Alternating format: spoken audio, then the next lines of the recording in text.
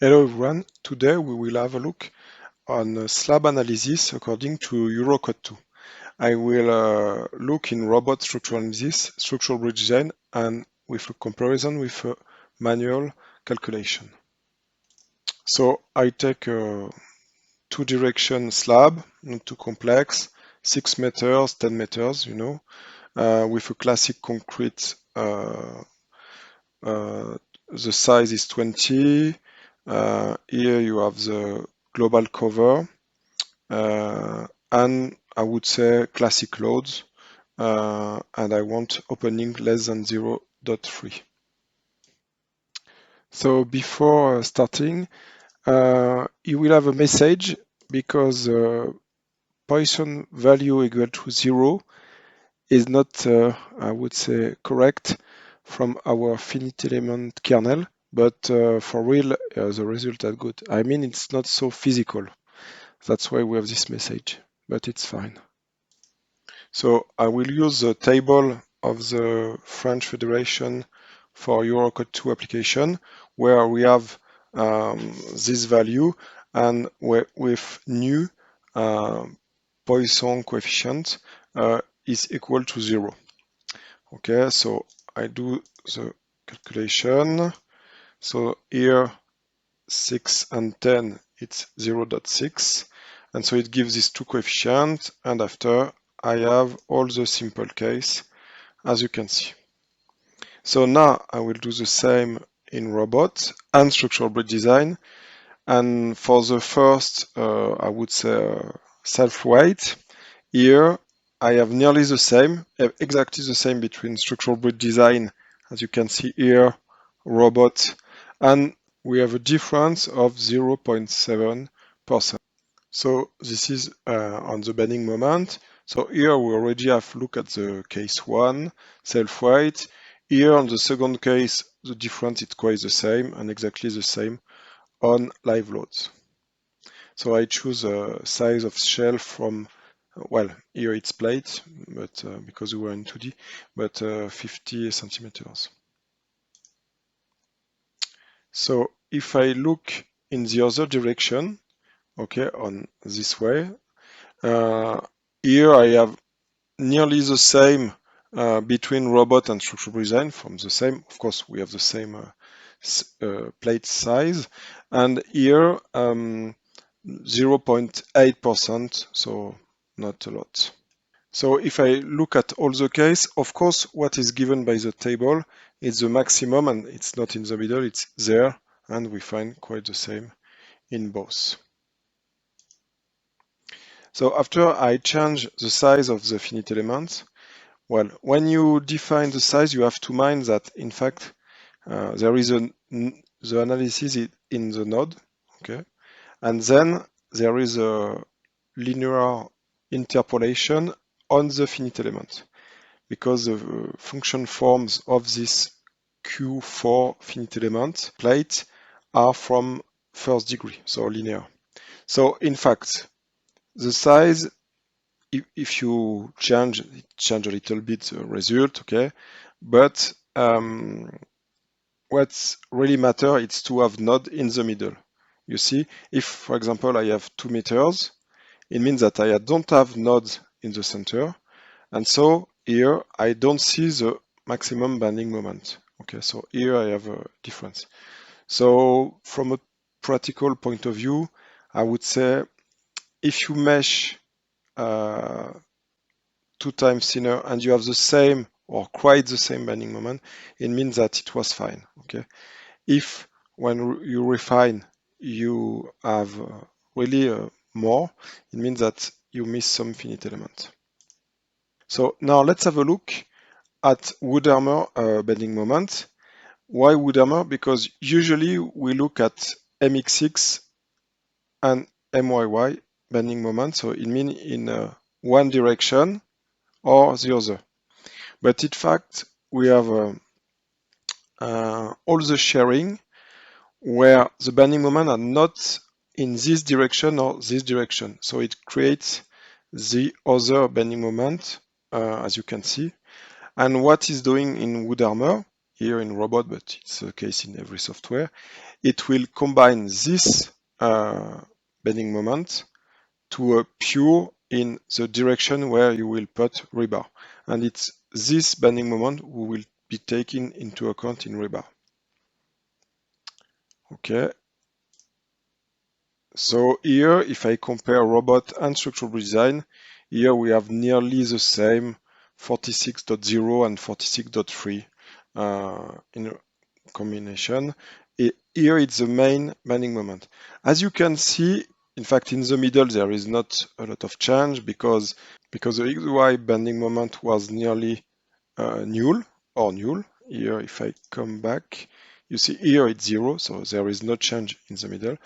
And well, the story of this is more that, okay, in fact, it's the merge of two theories, the rupture line here and the finite element. It means that for true, here the bending moment will be this way between support. That's why we have combined, and that's why here you look, it changes the shape. Okay, so nearly the same. In the other direction, here we see that it comes here at the maximum because of the bending moment between the two supports in this direction, where you put rebar in these two directions. And here we find quite the same, as you can see, between the two software. So now we look at the deflection. I would say FEM deflection, so only concrete, no cracks, to be crystal clear. And Poisson coefficient I choose from 0. So here I've done with the table the analysis.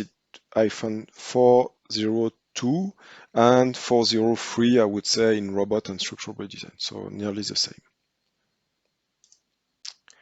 Here, after what I've done, I've put the same loads and I've put on a 2D beam, okay?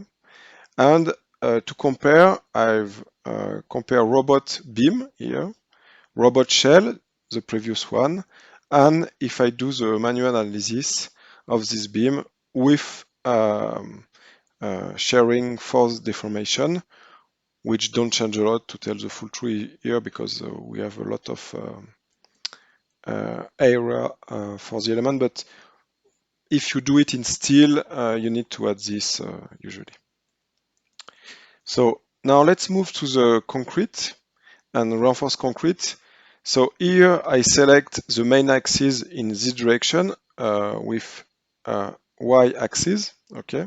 The secondary and are on the other side, of course. Here I choose, I would say, the same concrete, the cracks limits.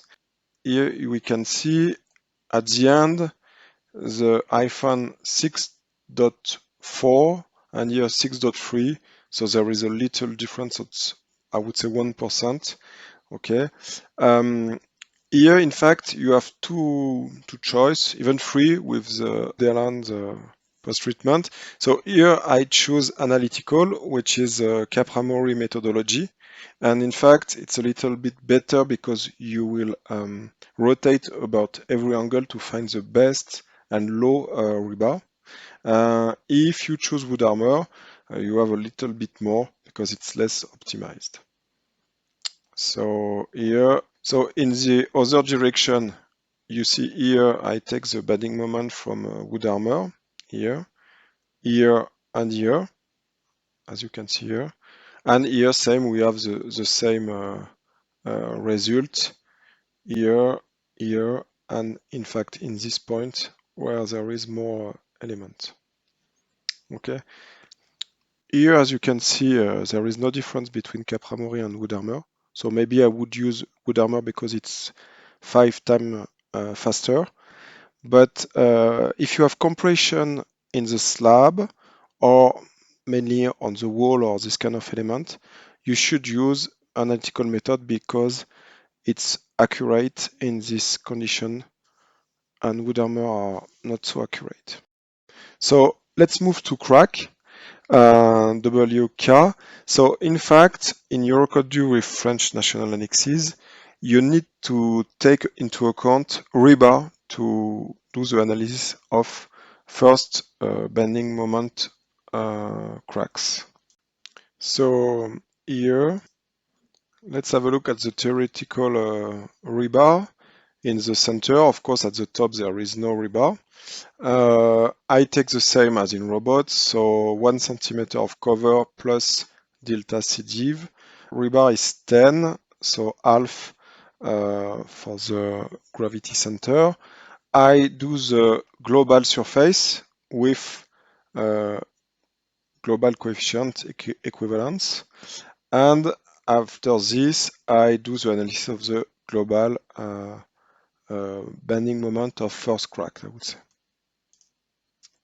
So here, so after I will do more detail. So here I have the bending moment on SLS quasi-permanent. So the cover, the final, I would say, center of gravity center, rebar, coefficient with will be used for equivalence in long term. Here you have in the creep coefficient in the note. After, so I find the stress in this rebar. So with that, I find the neutral fiber, and then with the classic equation, I find the stress in the rebar. So after I define this coefficient based on Eurocode, once I've done this, I select all the specific coefficient key 1, key 2, key 3, key 4 for the element. After I have the... So I found SR max, which is the maximum cracking spacing, 21.7 centimeters. So of course I do the same for the other equation for SR max for slab, and then I take the maximum, and after I will do epsilon SM minus epsilon CM, which gives the value here. And then I do the analysis of real openings, WK. So if I look, I have less than, well, a little bit more than 1% of difference between analytical method and this manual analysis. So it gives you a good idea of what is done in Robot. So if you look between analytical methodology and wood armor, there is some difference in WK openings because in fact the rebar are not exactly the same. So of course openings are not exactly the same.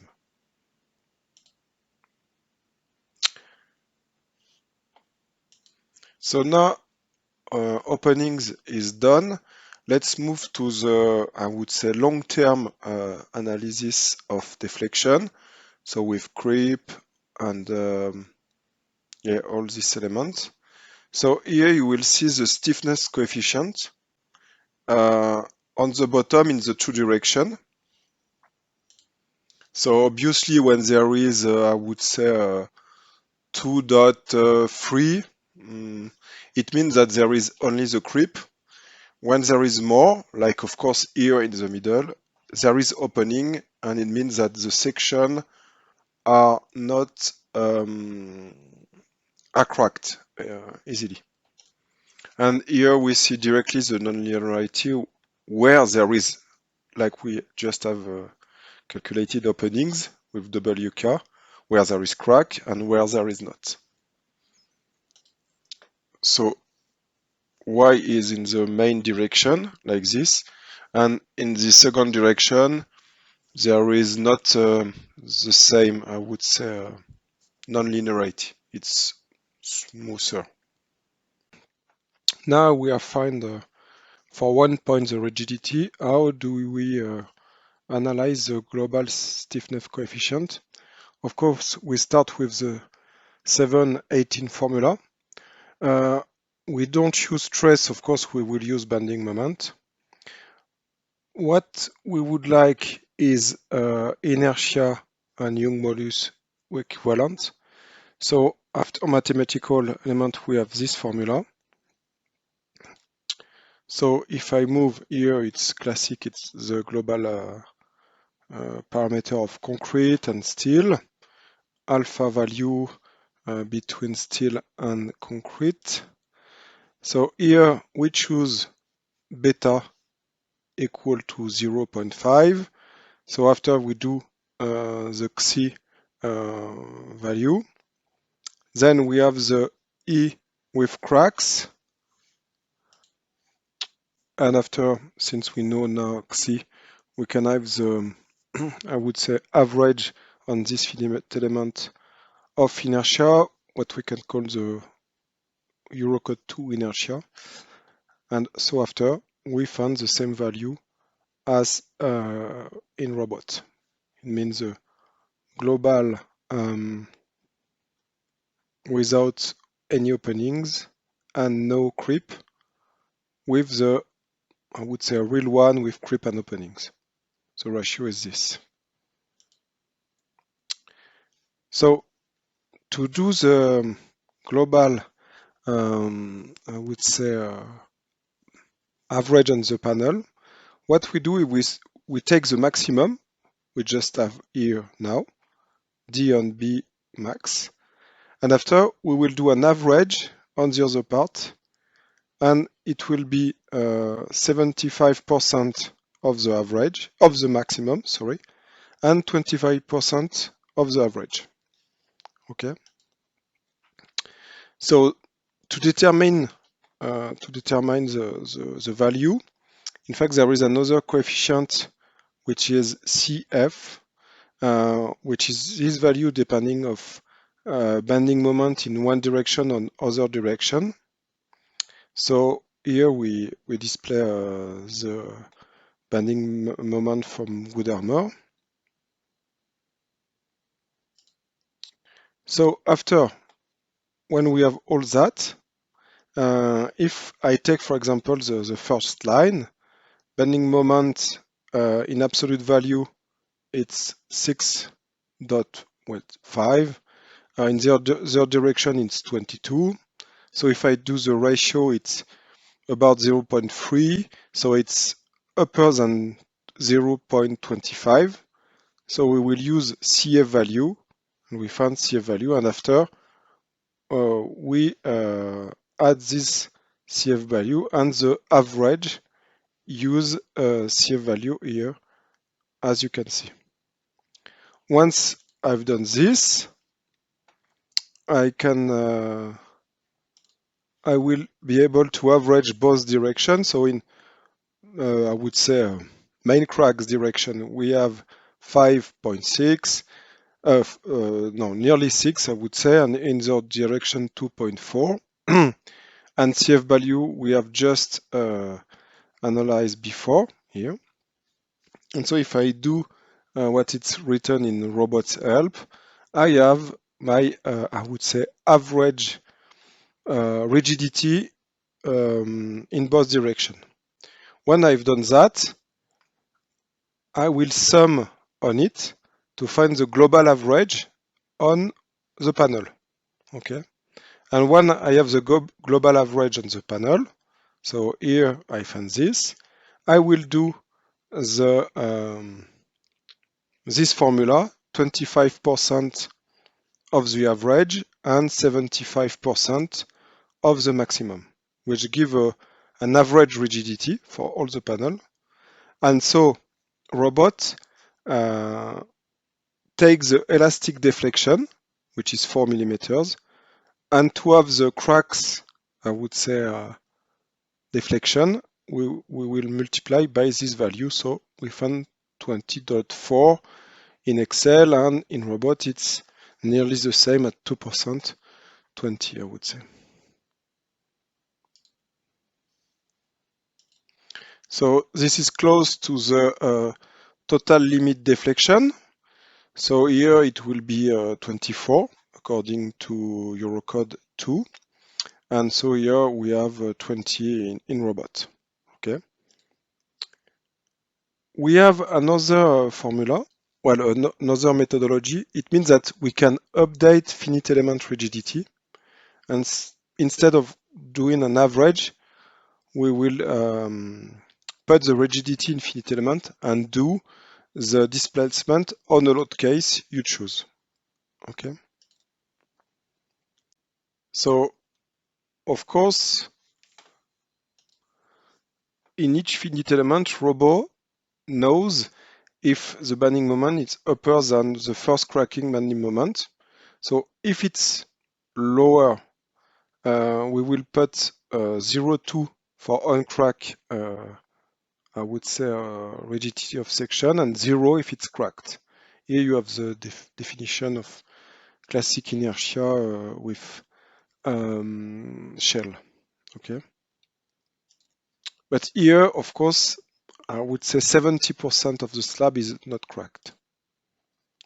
So here, if I look at this deflection, I have a little bit less. I have only 11 when I update. Just you have to take care that you have to choose the good load case, the quasi-permanent SLS you want, and after you will do this. Okay. So you have to mind that sometimes here we do a perfectly perfect slab on 4 support, but maybe here it's not cracked on the analysis, but for real, since we are do simply supported, it means that between the wall and the slab they can have cracks. So maybe here the rigidity is lower. So maybe sometimes you have to take care into account this to be sure that what we used to do is not so too conservative, I would say. Or on the opposite, maybe we can have more.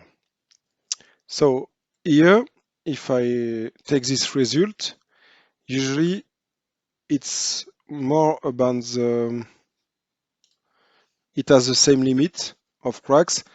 It's more precise, but again, maybe in real life, there could have openings that there is not in robots, so the real deflection can be a little bit different. So I think, yeah, you have to take care.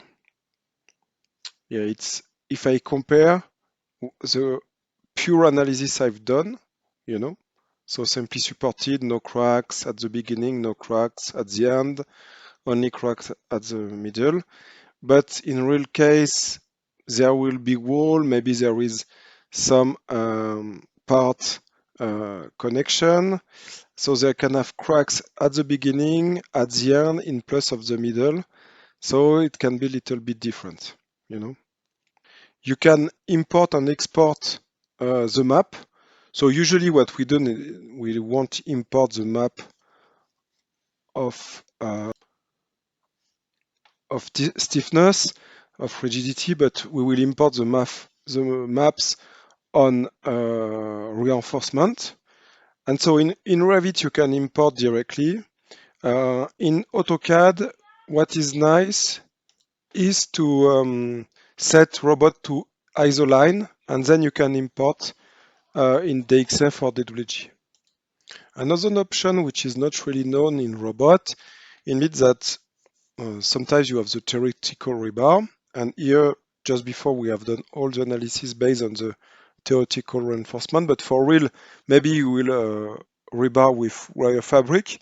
So you can choose, for example, to have a manual placement on wire fabric, which can help you to choose between one big and some small in the middle or two bigs, you know. And after you can do again the analysis based on this real rebar, who can be wire fabric or not. Okay. So just after you have to go to reinforcement maps, and you can look at the difference between required and provided, which you may see if it's fine or not. So here, of course, we put a little bit more rebar than expected, so we have a little bit less deflection. So now I will do the same on a reinforced concrete beam.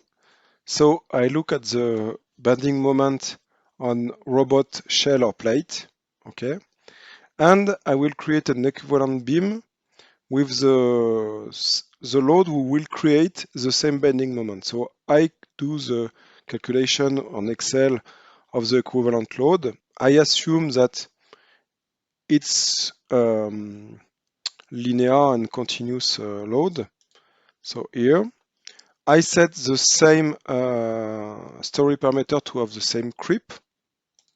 Okay, and so I look at the bending moment. Of course, the idea is to have the same or nearly the same, like you can see.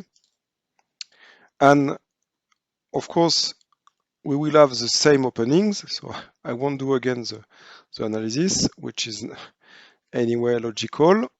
Same rebar, same openings. So after, to fit exactly, I choose as close as I could the real rebar to have nearly close to my theoretical, because I do the analysis based on theoretical here. And so I won't explain again this, but I will do the same. And Robot Beam do it in 5 points here. Stiffness. You can improve, by the way, after I will test for you to change if it's changed a lot the result or not. And so here you see I found total deflection on 24 millimeters as limit, and I find about 13.8.9 depending of stiffness point. So don't change a lot the result in this element. So here it's a global deflection. Okay, as you can see here.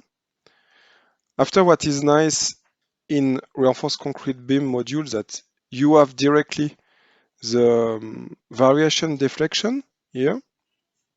So here you find 10, so it's fine because the limit is 12. And then more for French, but based on French, I would say legacy on how to do the analysis of deflection. We have some recommendation, which is for separative wall.